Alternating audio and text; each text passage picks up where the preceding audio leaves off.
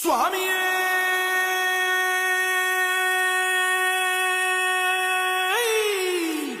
சரணமையப்பா.